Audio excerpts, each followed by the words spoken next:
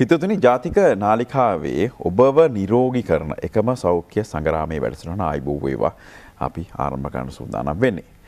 අපි දන්නවා සෞඛ්‍ය පිළිබඳව කාරණා නිරන්තරයෙන්ම කතා කිරීම හරිම වැදගත් වෙනවා. දැන් ලෝකයේ රටවල් ගත්තම අපේ රට සලකනවා සෞඛ්‍ය දර්ශකයේ ඉහළ තියෙන රටක් විදියට. ඒකට හේතුව තමයි ඔබේ දැනුවත්කම ප්‍රධාන එක හේතුවක් විදිහට තියෙන සෞඛ්‍ය ශාස්ත්‍රයේ අනිකුත් දියුණු මානව සම්පත අනිකුත් සියලුම දේවල් මේකට එකතු වෙනවා. හැබැයි ඔබේ දැනුවත්කම හරි වෙලාවට ඔබ යම්කිසි ගැටලුවක් වෙනුවෙන් වෛද්‍යවරුන් ගාවට යන එක හරි සෞඛ්‍ය ආයතනයක් වෙතට යන එක තමයි ඉතාම වැදගත් වෙන්නේ. මොකද ඔබ ආවේ නැත්නම් මේ ප්‍රතිකර්ම සියල්ලම සිද්ධ වෙන්නේ නැහැ. ඒ නිසා අදත් අපි කතා කරනවා ඔබව දැනුවත් කරන්න ඕන ප්‍රධාන මාතෘකාවක් පිළිබඳව.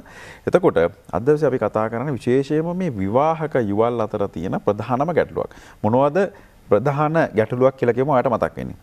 ගොඩාක් ප්‍රශ්න එනවා ඇති. හැබැයි වෛද්‍යවරු ගාවට එන ප්‍රධාන ගැටලුව තමයි දරුවන් නැතිකම කියන්නේ. අපි ඒකට කියනවා මදසරුභාවය කියලා. සමහරවිට එක දරුවෙක් හම්බෙලා ඉවරලා දෙවෙනි දරුවා හම්බෙන්න යම්කිසි කාලයක් ගත වෙනවා.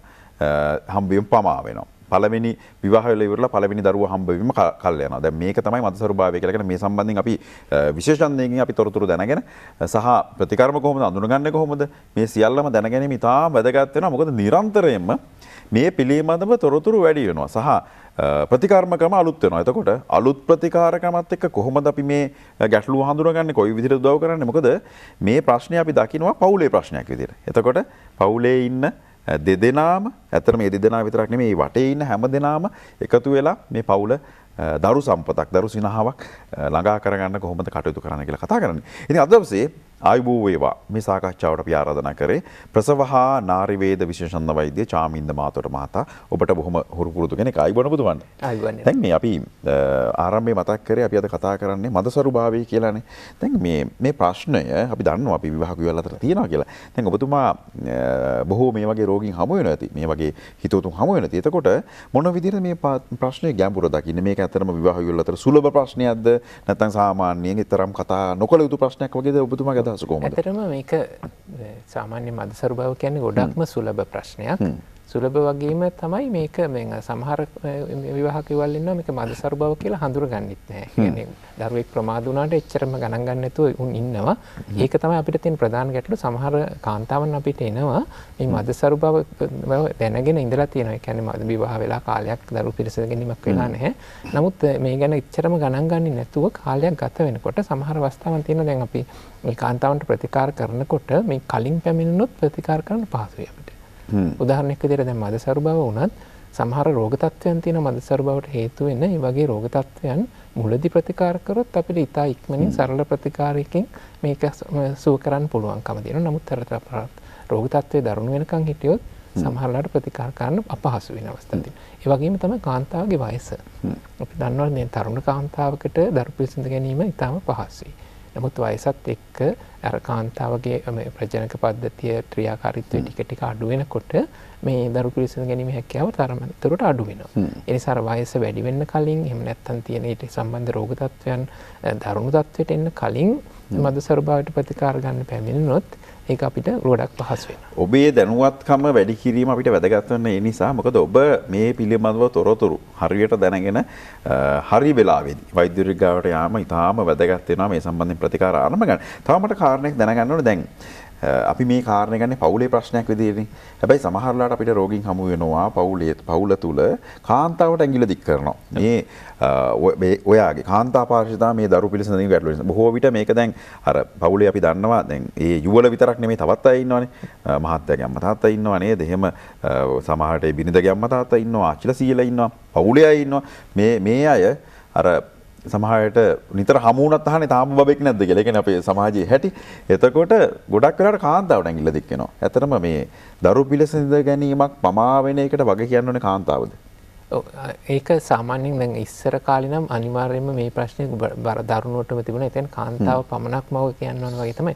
දැන් නම් ජනතාව ඊට වඩා දැනුවත්. අපිට පැමිණෙනකොට සාමාන්‍යයෙන් කාන්තාව සහ පුරුෂයා දෙන්නම එකට එන්නේ. ඒ දෙන්නම දැනුවත් දෙදෙනාගේම ගැටලුවක් නිසා වෙන්න පුළුවන් කියලා. අපි මදසරුභාවයට හේතු කියලා ගත්තම සාමාන්‍යයෙන් මදසරුභාවයෙන් 3න් 1ක් විතර තමයි මේ කාන්තාවගේ හිතුවක් නිසා වෙන්නේ. ඉතුරු තුනෙන් එක පුරුෂයාගේ හේතුවක් නිසා වෙන්න පුළුවන්. තවත් කොටසක් ඉන්නවා අපේ කාන්තාවගේ පුරුෂයාගේ දෙන්නාගේම සමසමව හෝ වෙන කිසියම් ගැටලුව නිසා ඇති වෙන. එතකොට සාමාන්‍යයෙන් අපි ගත්ත 50% විතරම මේ මදසරු බවට හේතු වෙන්නේ කාන්තාවගේ හේතුවක්. එහෙම නැත්නම් ඉතුරු 50% පුරුෂයාගේ ගැටලුවක් නිසා තමයි මදසරු බව එන්නේ. දැන් මේ ප්‍රශ්නෙට ඔබ මුහුණ දෙනවා නම් ඔබ වැදගත්ම කාරණේ ඔබ පවුලක් විදිහට ඔබ යුවලක් විදිහට වෛද්‍යවරයා හම්බෙන්න යන එක වැදගත් නැහැ. මොකද පරීක්ෂණ කිරීම ප්‍රතිකාරම් කිරීම මේ දේ සියල්ලම ඔබ යුවලක් විදිහට මුහුණ දෙන්න ඕන කෙනෙක්. දැන් මේ පවුලේ දැන් අපි මදසරුභාවය පිළිබඳව කතා කරද්දී ඔබට හිතෙන්න පුළුවන් කොහොමද කියන්නේ මට දැන් මදසරුභාවය ඇවිල්ලා තියෙනවා. දැන් මම විවාහ වුණු අලුත. දැන් මම විවාහ වෙලා අවුරුදු 2ක් 3ක් ගත වෙලා. මට තාම දරුවෝ නැහැ. එතකොට කොතනින්ද අපි කියන්නේ මොන වෙලේද අපි කියන්නේ දැන් ඔයාට ගැටලුවක් ඇති වෙන්න සූදානම්. ඔයා දැන් වෛද්‍යවරයෙක් ගාවට ගියොත් හොඳයි කියලා. කොයි අවස්ථාවේද අපි මේ තීරණය ගන්න ඕනේ? ඔව්. අපි සාමාන්‍යයෙන් වෛද්‍ය විද්‍යාත්මකව මේ මදසරුභාව කියලා මේ අර්ථ දක්වන්නේ වසරක්. ඒ කියන්නේ සාමාන්‍ය කිසිදු ගැටලුවක් නැති යුවලක් වසරක් කාලයක් මේ දරු ප්‍රසූතියකට මේ දරු පිළිසිඳ ගැනීමකට උත්සාහ කරලා අසාර්ථක වුණොත් තමයි අපි මදසරුභාවය කියලා කියන්නේ. නමුත් ඒක වෙනස් වෙන අවස්ථාවන් කීපයක්ම තියෙනවා. එකක් තමයි මේ කාන්තාවගේ වයස වැඩි නම්. සාමාන්‍යයෙන් 35ට වැඩි කාන්තාවක්. වයස අවුරුදු 40ට වගේ වැඩි නම් ඒතර ගොඩක් කල් අපිට බලන්න විදියක් නැහැ. එතකොට මේ වසරක් බලා ඉන්න කියන එක අපි නිර්දේශ කරන දෙයක් නෙමෙයි. අනිත් එක තමයි කාන්තාවගේ කිසියම් කාන්තා රෝගයක් තියෙනවා නම්. උදාහරණයක් විදිහට එන්ඩෝමෙට්‍රියෝසිස් එහෙම නැත්නම් ෆයිබ්‍රොයිඩ් ගෙඩි වගේ රෝග තත්ත්වයක් තියෙන කාන්තාවක් නම් ඒත් අපි මේ නිර්දේශ කරන්නේ මේ වසරක් යනකම් බලාගෙන ඉන්න කියලා. අනිත් කාරණේ තමයි ඔසප් චක්‍රය. අපි දන්නවනේ සාමාන්‍යයෙන් කාන්තාවකට මාසකට වරක් ඔසප් වීම සාමාන්‍යයෙන් නියමිත දිනයට සිදු වෙනවා නම් එතකොට කිසිම ගැටලුවක් නැහැ. එහෙම නැත්නම් ඒක නක්‍රමවත් ඔසප් වීමක් තියෙනවා නම් ඔසප් වීම සමග වේදනාවක් තියෙනවා නම් ඒ වගේ කිසියම් ඔසප් චක්‍රයේ සම්බන්ධ ගැටලුවක් තියෙනවා නම් මම හිතන්නේ වඩාත්ම සුදුසු දේ තමයි මේ වසරක් කියන කාලය බලා ඉන්නේ නැතුව සාමාන්‍ය මාස 6ක විතර කාලයක් තුල දරු පිළිසිඳ ගැනීමක් සිදු වුනේ නැත්නම් ඒ වගේ කෙනෙක් තමන්ට කිසියම් ගැටලුවක් තියෙනවද කියලා කලින් පරීක්ෂා කරලා බැලීම වැදගත් වෙනවා. දැන් සමහර යුවල් ඉන්නවා මේ කාරණේ මෙතනම දැනගන්න අවශ්‍ය වෙනවා. දැන් සමහර යුවල් ඉන්නවා කාන්තාව සහ පුරුෂයා දැන් දෙකක ඉන්නේ. රැකියාව අනුව වෙන්න පුළුවන්. ගොඩක් වෙලා පුරුෂයා අපි හිතමුකෝ මාසයකට වතාවක් එන්නේ, මාස දෙකකට වතාවක් එන්නේ. එතකොට මේ අය කොහොමද තීරණය කරන්නේ දැන් මම වෛද්‍යවරයෙක් ගාවට යන්න ඕන කියන කතාව? ඔව්. ඒක සාමාන්‍යයෙන් ඒතකොට ගැටලු සහගත තත්ත්වය. මොකද අපි දන්නවා දරු පිළිසිඳ ගැනීමක් වෙන්න අනිවාර්යයෙන්ම මේ ඩිම්බයක් සහ ශුක්‍රාණුවක් එකතු වෙනවා. ඒ ඩිම්බයක් සහ ශුක්‍රාණුවක් එකතු වෙන්නේ ඒ දෙදෙනා එක තැන සිටීම වැදගත් වෙනවා. ඒකෙදි එහෙම අර සාමාන්‍යයෙන් කාන්තාවගේ ඔසප් චක්‍රයේ සරු කාලය කියලා එකක් තියෙනවා. ඒ කියන්නේ දරු පිළිසිඳ ගැනීමකට සම්භාවිතාව වැඩිම කාලයක් තියෙනවා. ඒ කාලය වෙන්නේ සාමාන්‍යයෙන් ඔසප් චක්‍රයේ මැද. ඒ කියන්නේ දින 14 අවට කාලය. එතකොට ඔසප් චක්‍රයේ ඔසප් වීම සිදු වෙලා සති දෙකක් වගේ කාලය ඇතුළත සති දෙකක් වෙනකොට වගේ මේ දෙදෙනා එකතු වෙන්නේ නැත්නම් එතකොට ඒ මාසය තුල දරු පිළිසිඳ ගැනීමට උන්ට හැකියාවක් නැහැ. ඒතකොට හැම මාසෙම මේ වගේම මේ සරු කාලය මග ඇරෙනවා නම් එතකොට අපිට මේ අවුරුද්දක් ගත වුණා කියලා මදසරු බව කියලා කියන්න බෑ. මොකද ඒක අර දරු පිළිසිඳ ගැනීමට ඇති සම්භාවිතාව අඩු නිසා වෙන දෙයක් නිසා තමයි එහෙම වෙන්නේ. ඒ වගේ වෙලාවකදී අපිට කාන්තාව සහ පුරුෂයා දෙදෙනාම නිරෝගී නම් මෙහෙම අවුරුද්දකින් පරීක්ෂණ වලට යොමු වෙන්න අවශ්‍ය නැහැ. ඔවුන් කරන්න අවශ්‍ය වෙන්නේ මේ දරු පිළිසිඳ ගැනීමට අවශ්‍ය පරිදි මේ සරු කාලය හරියට දැනගෙන ඒ කාලයේදී දරු පිළිසිඳ ගැනීමට අපේක්ෂා කරන ආකාරයට සුදුසු විදියට මේ නිවාඩු සකස් කර ගැනීම වගේ දේවල් තමයි අවශ්‍ය වෙන්නේ. එහෙම අර සරු කාලයේදී දරු පිළිසිඳ ගැනීමට උත්සාහ කරද්දිත් දරු පිළිසිඳ ගැනීමක් වෙන්නේ නැත්නම් තමයි අපි වෛද්‍ය ප්‍රතිකාර වලට යොමු වෙන්න අවශ්‍යයි. දැන් මේ යුවලක් එනවා ඔබතුමාම හමු වෙන්න වෛද්‍යරෙක් හමු වෙන්න ගියා කියමුකෝ මේ ගැටලුව තියෙන යුවලක් එනවා. එතකොට හොයා බලද්දී දැන් අපි ඔබතුමා කිව්වා කාන්තාවන්ගේ කරුණු තුනක් එකක් තියෙනවා එන ගැටලුව වලින්. පුරුෂයන් කරුණු තුනෙන් එකක් තියෙනවා. සහ ඊළඟ කරුණු තුනෙන් එකක් තියෙනවා. එතකොට දැන් අපි ඒ අයගේ ගැටලු මොනවද කියලා කතා බහ කරන්න. මම හිතන්නේ මුලින්ම සුසු අපි පුරුෂයන්ගේ ගැටලු ටික කතා කරලා හිටියොත් මොන වගේ ගැටලුද ඇති වෙන්නේ කියලා. පුරුෂයන්ගේ ගැටලු සාමාන්‍යයෙන් අපි පරීක්ෂා කිරීමේදී ඊටම කාන්තාවන් ගැටලු වලට වඩා තරමක් පහසුයි.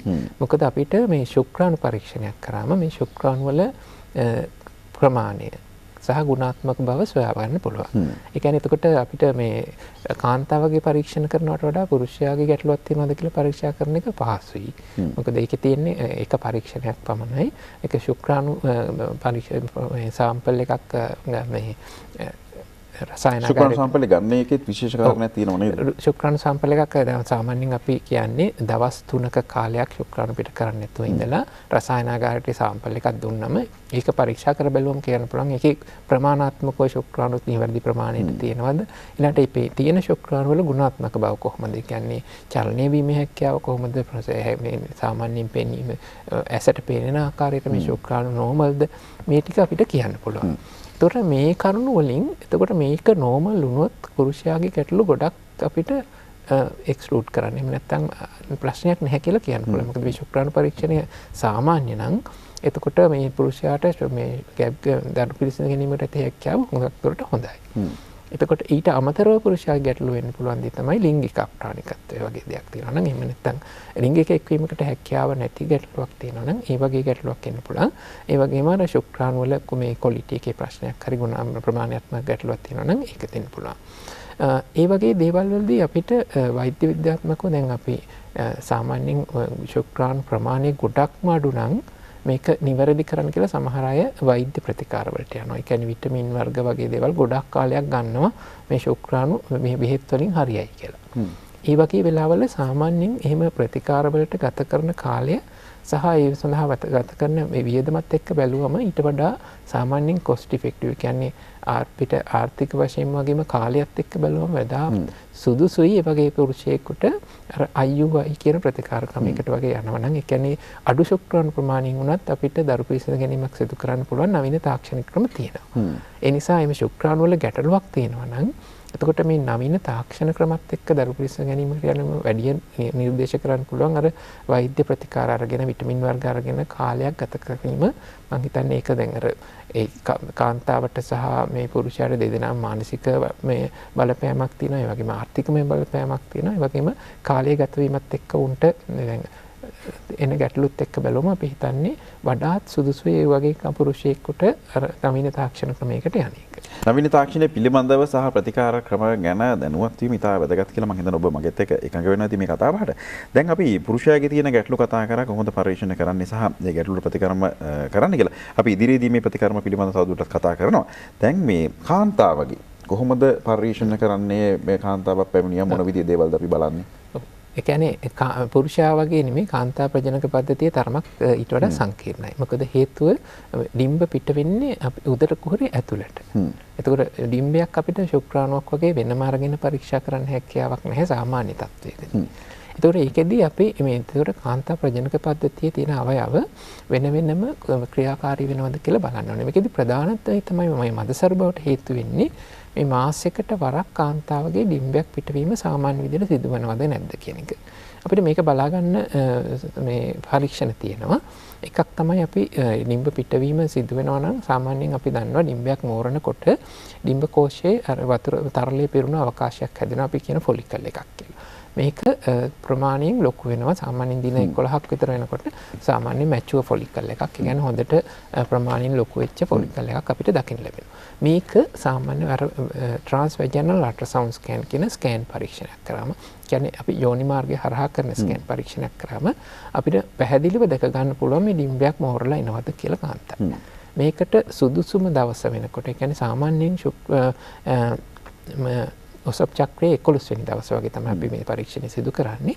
මේ දවසේදී ස්කෑන් පරීක්ෂණයක් කරලා බැලුවම අපිට දැනගන්න පුළුවන් මේ කාන්තාවගේ ඩිම්බ මේරීම සාමාන්‍ය විදිහට පිට වෙන තියෙනවද කියලා. මේ ඩිම්බ මේරුවට ඒක ඩිම්බ මේරීම විතරක් ප්‍රමාණවත් නැහැ. මේ මේරපු ඩිම්බය උදර කුහරය තුළට පිට වෙන්න ඕනේ. ඒ කියන්නේ ඩිම්බ කෝෂයෙන් ඩිම්බේ පිටතට පැමිණෙන්න ඕනේ. මේක වෙනවද කියලා අපිට බලන්න රුධිර පරීක්ෂාවක් කරලා බලන්න පුළුවන්. මොකද ඩිම්බයක් පිට වුණොත් ඊළඟට ඩිම්බ කෝෂයෙන් පිටවන නිකුත් කරන ප්‍රොජෙස්ටරෝන් හෝමෝන් ප්‍රමාණය වැඩි වෙනවා. එතකොට අපිට ප්‍රොජෙස්ටරෝන් හෝමෝන් ලෙවල් එක නිවැරදි දිනේදී කියන්නේ සාමාන්‍යයෙන් ඔසප් චක්‍රයේ 21 වෙනි දිනේදී වගේ අපි ප්‍රොජෙස්ටරෝන් හෝමෝන් ලෙවල් එක චෙක් කරලා බලුවම අපිට කියන්න පුළුවන් මේ පිටවෙච්ච මේ මෝරපු ඩිම්බය පිටතට පැමිණලා තියෙනවද නැද්ද කියන එක. මේ කරුණු දෙකෙන් අපිට මේ ඩිම්බ මේරීම කාන්තාවගේ සිදු වෙනවද ඒක පිට වෙනවද කියන එක මේ පරීක්ෂණ දෙකෙන් අපිට හොයාගන්න හැකියාව තියෙනවා. ඊළඟ කාරණේ තමයි සාමාන්‍යයෙන් මේ දරු පිළිසිඳ ගැනීමකට බාධා වෙන වෙනම රෝග තත්ත්වයක් කාන්තාවට තියෙනවද කියන එක. මේක පරීක්ෂා කර බලන්නත් අපිට පහසුම ක්‍රමය තමයි මේ ට්‍රාන්ස්වැජනල් අල්ට්‍රාසවුන්ඩ් ස්කෑන් කියන පරීක්ෂණය. ඒක ස්කෑන් පරීක්ෂණයක්. ඒකෙදි අපිට බලන්න පුළුවන් ගර්භාෂයේ ගෙඩි මොනවා හරි තියෙනවද. සාමාන්‍යයෙන් අපි ෆයිබ්‍රොයිඩ් ගෙඩි කියන ගෙඩි වර්ගය තමයි ගර්භාෂයේ බහුලවම දකින්නට ලැබෙන්නේ. ඊළඟට ගර්භාෂයේ ඉදිමීමක් වගේ රෝග තත්ත්වයක් තියෙනවද කියලා අපිට පරීක්ෂා කරලා බලන්න පුළුවන්. ඒ වගේම ඩිම්බ කෝෂවල ගෙඩි මොනවා හරි තියෙනවද? ඒ ගෙඩිවලදී විශේෂයෙන්ම අපි සැරකිලිමත් වෙන ගෙඩි වර්ගය තමයි මේ එන්ඩෝමෙට්‍රියෝසිස් කියන රෝග තත්ත්වයත් එක්ක ඇති වෙන එන්ඩෝමෙට්‍රියෝම කියන ගෙඩි වර්ගය. මොකද ඩිම්බ කෝෂයේ එන්ඩෝමෙට්‍රියෝසිස් තත්ත්වයත් එක්ක මදසරුව බව ඇති වෙන්න ඉතාමත්ම වැඩි අවදානමක් තියෙනවා. ඒ නිසා අපි එන්ඩෝමෙට්‍රියෝසිස් තියෙනකද කියන පරීක්ෂා කරලා බැලීමත් මේ පරීක්ෂණයකදී අපිට කරන්න පුළුවන්. අනිත් දැන් කාන්තාවගේ අපි පරීක්ෂණ ගැන කතා කරන නිසා ඊළඟට කරන්න ඕන වැදගත් පරීක්ෂණයක් තමයි අපි දන්නවා දැන් මේ දරු පිළිසිඳ ගැනීමක් වෙන්න නම් මේ කාන්තාවගේ ඩිම්බ කෝෂයෙන් ඩිම්බයක් පිට වුණාම ඒක පැලෝපිය නාලයට ඇතුල් වෙන්න ඕන. ඒක පැලෝපිය නාලයේ දිගේ පහළට ගර්භාෂය තුළට ගමන් කරන්න ඕන. මේ ගමන් කරන අතරතුර තමයි මේ ඩිම්බයේ ශුක්‍රාණු සම එකතු වෙලා සංසේචනයක් සිදු වෙන්නේ. එතකොට මේ ක්‍රියාවලිය සිදුවන්න නම් පැලෝපිය නාල දෙක නිවැරදිව ක්‍රියාත්මක වෙන්න ඕනේ. ඒ කියන්නේ පැලෝපිය නාල දෙක අවහිරතාවයකින් නැතුව තියෙන්න ඕනේ. අපි දන්නවා ගොඩක් රෝග තත්ත්වයන් තියෙනවා. මේ රෝග තත්ත්වයන් නිසා පැලෝපිය නාල අවහිර වෙන්න පුළුවන්. අවහිර වෙන්න පුළුවන් කියලා කියන්නේ පැලෝපිය නාලයක සාමාන්‍යයෙන් වෙන්න පුළුවන් දේ තමයි දැන් අර පැලෝපිය නාලයට පිටින් ආසාදන තත්ත්වයක් ඇති වුණොත් සුන්ගක් වෙලාට බැක්ටීරියා ආසාදන වගේ තත්ත්වයන් නිසා වෙන්න පුළුවන්. එහෙම නැත්නම් එන්ඩෝමෙට්‍රියෝසිස් වගේ රෝග තත්ත්වයක් නිසා පැලෝපිය නාල අවහිර වීමක් සිදුවන්න පුළුවන්. මෙහෙම තත්ත්වයක් තිබුණොත් අපි දන්න පැලෝපිය නාලය ක්‍රියාත්මක වෙන්නේ නැත්නම් එතකොට මේ කාන්තාවට දරු පිළිසිඳ ගැනීමට හැකියාව නැහැ. ඒ කියන්නේ පැලෝපිය නාලයේ තුලින් ඩිම්බය ගමන් කරන්නේ නැත්නම් ස්වභාවික දරු පිළිසිඳ ගැනීමට ඒ කාන්තාවට හැකියාවක් නැහැ. ඒතර මේක අපිට පරීක්ෂා කරලා බලන්න පුළුවන් පැලෝපිය නාල චෙක් කරන පරීක්ෂණ ක්‍රම කීපයක් තියෙනවා. එකක් තමයි අපි ගැබ් ගෙල හරහා ඩයි එකක් ඉන්ජෙක්ට් කරනවා. මේක රේඩියෝප් එකේ කියන්නේ එක්ස්රේ එකෙන් බලන්න පුළුවන් ඩයි එකක්. ඊළඟට එක්ස්රේ පැලෝපිය නාල හරියට පිටලා තියෙනවද කියලා අපිට රුපියක් ගන්න පුළුවන්. තියෙනවද කියලා රුපියක් ගන්න පුළුවන්. ඒ වගේම ඒකේ පැලෝපිය නාලේ තුලින් ගමන් කරනවා නම් අපි කියන්නේ පැලෝපිය නාලේ අවහිරතාවයක් නැහැ කියන එක. මේක අපිට පරීක්ෂා කර බලන්න පුළුවන් හැකියාව තියෙනවා. එක HSG කියන පරීක්ෂණය තමයි සාමාන්‍යයෙන් මිලෙන් අඩු පරීක්ෂණය කියන්නේ එක්ස්රේ පරීක්ෂණයකින්. නමුත් අපි ලැපරොස්කෝපික් පරීක්ෂණයකට ගියොත් ඒකෙදී අපි ඒ වගේම ඩයි එකක් ගැබ් ගෙල හරහා ගර්භාෂයට ඇතුල් කරලා ගර්භාෂයෙන් පැලෝපිය නාලය තුලින් පිටතට පැමිණෙන ආකාරය පැහැදිලිව බලන්න පුළුවන්. මේ ලැපරොස්කෝපි පරීක්ෂණයේ තියෙන විශේෂ වාසිය තමයි මේ අර ගැබ් ගෙල මේ පැලෝපිය නාලයේ දැන් කියන්නේ අවහිරයක් තියෙනවද නැද්ද කියන එක පමණක් නෙමෙයි පැලෝපිය නාලයේ අවට තියෙන වෙනත් රෝග තත්ත්වෙනුත් අපි කියමුත් ඒකේ ඇලීම් තියෙනවද එන්ඩෝමෙට්‍රියෝසිස් වගේ තත්ත්වයක් තියෙනවද ඩිම්බ කෝෂය මොනවා හරි ගෙඩි තියෙනවද ගර්භාෂය ගැටලුවක් තියෙනවද සමහරට ගර්භාෂය පිහිටීමේ ගැටලුවක් තියෙනවද මේ සියලුම දේ අපිට ලැපරොස්කෝපි පරීක්ෂණයෙන් පැහැදිලිවම හඳුනා ගන්න හැකියාව තියෙනවා. දැන් ඔබතුමන් ප්‍රසවහානාරි වේද විශේෂඥ වෛද්‍යවරයෙක් කටයුතු කරනකොට ශල්‍ය කර්ම සහ ලැපරොස්කෝපි පරීක්ෂණ ලැපරොටොමි කියන්නේ ලැපරොස්කෝපික් සර්ජරිස් පැත්ත ශල්‍ය කර්ම පැත්ත බොහෝ සිදු කරන බව අපි දන්නවා. එතකොට දැන් මේ අනිකුත් රෝග පිළිබඳව මොන වගේ ප්‍රතිකර්මද කරන්නේ සහ මොන වගේ ප්‍රතිකර්මද වැඩි හරියක් සාමාන්‍යයෙන් මේ වගේ රෝගීන් සිදු කරන්න වෙන්නේ? ඔව්. අපි සාමාන්‍යයෙන් අර දරු පිළිසිඳ ගැනීමකට බලාපොරොත්තු වෙන ඉන්න කාන්තාවකට කාන්තා රෝගයක ප්‍රතිකාර කරද්දී විශේෂයෙන්ම සැලකිලිමත් වෙන්න ඕන කාරණයක් තමයි මේ අපි දන්නවා සාමාන්‍යයෙන් උදර කුහරයේ කුසියම් ශල්‍ය කර්මයක් කරාම මේ ශල්‍ය කර්මය කර තැන ඇලීම් ඇති වෙන්න පුළුවන්. මේ ඇලීම අපි ඕනම ශල්‍ය කර්මයක දෙන්න පුළුවන්. කියන්නේ ඇඩිෂන් ෆෝමේෂන් කියන එක අපි දන්නවා සාමාන්‍යයෙන් ඕනම ශල්‍ය කර්මයක ඉන්න පුළුවන් අතුරුඵලයක්. නමුත් මේ දරු පිළිසිඳ ගැනීමකට අපේක්ෂා කරන කාන්තාවකට මේ වගේ ඇලීමක් ඇති වුණොත් සමහර විට මේ පැලෝපිය නාල ක්‍රියාකාරීත්වයට බාධාවක් වෙන්න පුළුවන්. ඒ නිසා අපි සාමාන්‍යයෙන් මේ කාන්තා රෝගයකට ශල්‍ය කර්මයක් කරද්දී විශේෂයෙන්ම සැලකිලිමත් වෙනවා මේ වගේ අවදානමක් ඇතිවීම වළක්වා ගන්න. එහෙම බලද්දී අපි සාමාන්‍යයෙන් දැන් මම කිව්වේ කාන්තා රෝග කිහිපයක් මම කලින් සඳහන් කරා එකක් තමයි ගර්භාෂයේ ෆයිබ්‍රොයිඩ් ගෙඩි තියෙන්න පුළුවන්. එහෙම නැත්නම් එන්ඩෝමෙට්‍රියෝසිස් රෝග තත්ත්වය තියෙන්න පුළුවන්. මේ වගේ එකකට අපි සැත්කමක් අවශ්‍ය වුණොත් අර දරු පිළිසිඳ ගැනීමේ හැකියාව තියාගෙන සත්කම සිදු කරන එක තමයි වැදගත් වෙන්නේ. ඒ වගේ වෙලාවකදී අපි තෝරාගන්න සත්කම් ක්‍රමය තමයි මේ ලැපරොස්කෝපි සත්කම් කියලා කියන්නේ. මොකද ලැපරොස්කෝපි සත්කමේ තියෙන විශේෂත්වය තමයි අර සාමාන්‍ය උදර කුහරය විවෘත කරලා කරන විවෘත සත්කමක් වගේ නෙමෙයි. මේක අපි ඊටාත්ම කුඩා කැපුම් යොදලා කරන්නේ. ඒ වගේම සියුම් ශල්‍ය උපකරණ යොදාගන්නේ. සාමාන්‍යයෙන් අර විවෘත සත්කමකදී යොදා ගන්න ශල්‍ය උපකරණ ක්‍රමේ නෙමෙයි. ඒ වගේම සම්කිසි කාලයක් අරගෙන අර සැත්කම සිදු කරද්දී ඒ ඩිසෙක්ෂන් ඒ කියන්නේ මේ පටක වෙන් කිරීම එහෙම ඉතාමත්ම සියුම් විදියට සිදු කරන නිසා අර ඇතුළත ඇලීම් ඇතිවීම පැලෝපියන ආලවල අවහිරතා ඇතිවීම වගේ සංකූලතා ඇති වෙන්නේ නැතුව අපිට ඒ සැත්කම් සිදු කරන්න පුළුවන්. ඒ වගේම තමයි ඩිම්බකෝෂයේ එන්ඩොමෙට්‍රියෝසිස් වගේ රෝග තත්ත්වයක් තියෙනකොට මේක ඉවත් කරද්දී අපි හරියට හොඳ පැහැදිලි රූපයක් අපේ ලැපරොස්කෝපි මේ ශල්‍ය කර්ම කරද්දී අපි පිටින් අර මැග්නිෆයි කරපු ඒ කියන්නේ එන්ලාර්ජ් කරපු රූපයක් දිහා බලාගෙන තමයි අපි කරන්නේ. ඒ කියන්නේ සාමාන්‍ය උදර කුහරය ඇතුළේ කෙලින් බලාගෙන නෙමෙයි අපි සැත්කම කරන්නේ රූපවාහිනී තිරයක් වගේ දිහා බලලා. ඒතකොට ඒකේ අපි මැග්නිෆයි කරලා ලොකු කරලා බලලා තමයි මේ සැත්කම් කරන්නේ. ඒ කියන්නේ සෙන්ටිමීටර එක වගේ තියෙන ගෙඩියක් වුණත් අපි ගොඩක් ලොකු ප්‍රමාණයට ලොකු කරලා බලලා ඒකේ ඊටමත් සියුම් විදියට මේ තමයි මේ සැත්කම සිදු කරන්නේ. එහෙම කරනකොට අර ඒකෙදි ඩිම්බකෝෂයට වෙන හානිය අවම කරගන්න පුළුවන්. ඒ කියන්නේ ගෙඩිය අයින් කරන්න පුළුවන් අපිට ඩිම්බකෝෂයට හානි වෙන්නේ නැහැ. දැන් අනිකුත් ශල්‍ය කර්ම වගේම රෝගියා සිහි නැති කිරීම කරලාද කරන්නේ? ඔව්. ඇපොස්කෝපි ශල්‍ය කර්මයක් අනිවාර්යයෙන්ම අපි සිදු කරන්නේ සිහි නැති කරලා. එතකොට රෝගියාට කිසිම දෙයක් දැනෙන්නේ නැහැ මේ සැත්කම සිදු කරන වෙලාවේ. එතකොට අපි සැත්කම සිදු කරද්දිත් ඊ타මත්ම කුඩා කැපුම් කිහිපයක් යොදන්නේ. ඒ කියන්නේ සාමාන්‍යයෙන් ඒ කියන්නේ නාභිය ඇතුලේ සෙන්ටිමීටර 1 විතර කට්ටයක්. ඒක තමයි ලොකුම කැපුම. අනිත් ඒවා සෙන්ටිමීටර භාගයක විතර කැපුම් දෙකක් යොදලා තමයි මම සාමාන්‍යයෙන් සැත්කම සිදු කරන්නේ. එතකොට දැන් සැත්කමෙන් පස්සේ අර සිහි නැති කරලා ඉඳලා සිහිය එනකොට රෝගියාට මේ ලොකුවට පේන්න සැත්කමේ කැරලක් නැහැ. ඊළඟට වේදනාව වුණත් එහෙම අර මේ සාමාන්‍යයෙන් සිසේරියන් සැත්කමක් කරාම අපි දන්නවනේ කාන්තාවක් ටිකක් අමාරුවෙන් ඉන්නවා කියලා. ඒ වගේ වේදනාවක් ඇති වෙන්නේ නැහැ මේ ලැපරොස්කෝපි. මේ කන්නේ තමයි දැන් අපි බොහෝ ශල්‍ය කර්ම අපි දන්නවා දැන් බඩ විවෘත කළ කරන ශල්‍ය කර්ම තියෙනවා. දැන් ඒතකොට ලැපරොස්කෝපි කියන එකත් ඒ වගේම බොහෝ අලුත් ශල්‍ය කර්මයක් හැමදේටම යොදා ගන්න පුළුවන්.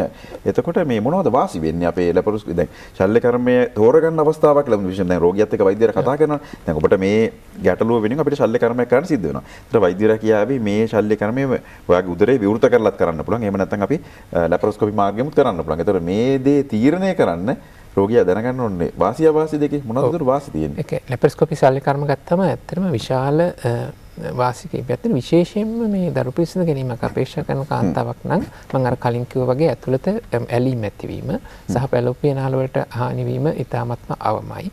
ඒ වගේම ප්‍රධානතම වාසිය තමයි ලැපරොස්කෝපි සැත්කමේ මේ කැලල් වඩේ ඇති වෙන විශාල කැලලක් නැතිවීම. ඒ වගේම සැත්කමෙන් පසු වේදනාව අවම වීම. ඒ කියන්නේ සාමාන්‍යයෙන් අපි ලැපරොස්කෝපි සැත්කමක් කරාම එදාම ඒ කාන්තාව නැගිටලා සාමාන්‍ය දිනදා වැඩ කටයුතු කරගන්න පුළුවන්. සතියක් ඇතුළත සාමාන්‍ය ඒ කියන්නේ රැකියාවට යන්නත් උඟක් දෙනෙක් යොමු වෙනවා සතියක් වගේ වෙනකොට. ඒ කියන්නේ මේ රිකවරි ටයිම් එක ඒ කියන්නේ සැත්කමින් නැවත ප්‍රකෘති තත්ත්වයට පත් වෙන යන කාලේ ඉතාමත්ම අඩු වීම තමයි විශාලතම වාසිය. ඊළඟට සංකූලතා අඩු වීම.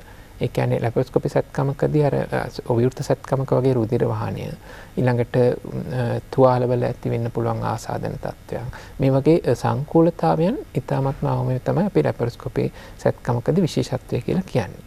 අපි දැන් ලැපරොස්කෝපි සැත්කම අලුත් සැත්කමක් නෙමෙයි. දැන් අපි දැන් සෑහෙන කාලයක් තිස්සේ මේ ලැපරොස්කෝපි සැත්කම ලංකාවේ සිදු කරනවා.